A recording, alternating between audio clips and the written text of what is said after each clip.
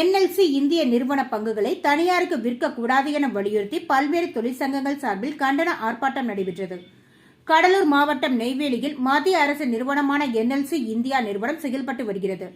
தமிழக அரசு உதவியுடன் பொதுமக்களின் நிலங்களை கையகப்படுத்தி நிலக்கரி வெட்டி எடுக்கப்பட்டு மின் உற்பத்தி செய்யப்பட்டு வருகிறது.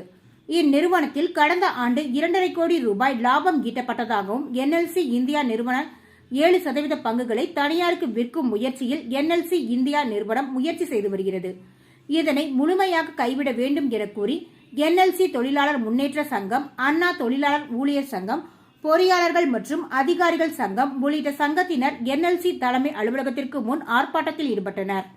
மேலும் ஆர்ப்பாட்டத்தின் போது பேசுகையில் என்எல்சி இந்தியா நிறுவனம் பொதுமக்களிடம் நிலங்களை பெற்றுக்கொண்டு நிலக்கரி வெட்டி எடுக்கும் பணியை மேற்கொண்டு மின் உற்பத்தி செய்து வருகின்றது.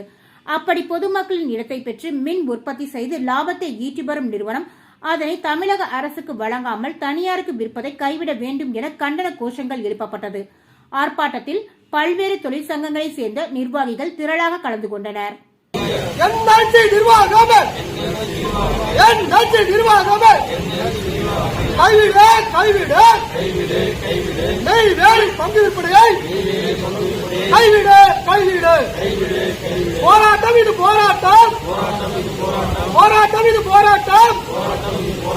ஒன்றிய அரசு என்எல்சி இந்தியா நிறுவனத்தினுடைய பங்குகளில் 7% பங்குகள் விற்பதாக தெரிய வருகிறது.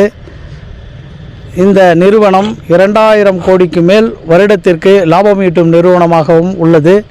அவ்வாறு நாம் அனைவரும் இந்த நிறுவனத்துக்காக பொதுமக்களிடமிருந்தும் விவசாயிகளிடமிருந்தும் நிலத்தை எடுத்துக்கொண்டுதான் நாம் நிலக்கரியை உற்பத்தி எடுப்பதோ இல்லது பவர் ஜெனரேட் பண்ணுவதோ செய்து கொண்டிருக்கிறோம். அப்படி இருக்கும்போது இவ்வாறு ஒன்றிய அரசு விற்பதை வன்மையாக கண்டிக்கின்றோம்.